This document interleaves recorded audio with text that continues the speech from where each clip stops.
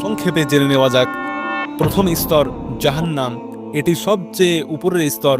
এইখানকার আগুন মুখমণ্ডল ঝলসে দেয়, আর যে আঘাত লাগে তা কখনো সারে না। দ্বিতীয় স্তর লাজি, এমন আগুন যা হাড় পর্যন্ত গলিয়ে দেয়। মানুষ আর্তনাদ করে, কিন্তু সেই চিৎকার শোনার মতো কেউ থাকে না। তৃতীয় স্তর হুতামা, এই স্তর তাদের জন্য যারা অহংকার করত ও সম্পদের গর্বে ডুবেছিল।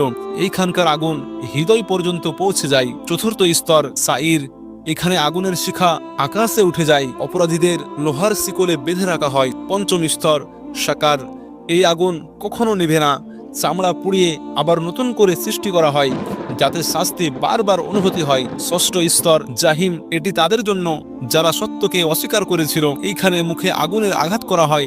সপ্তম স্তর হাবিয়া, এটা সবচেয়ে নিচের স্তর, কালো ধোঁয়ায় ভরা ভয়ঙ্কর আগুন, যার শাস্তির কোনো শেষ নেই। আল্লাহ তাআলা আমাদের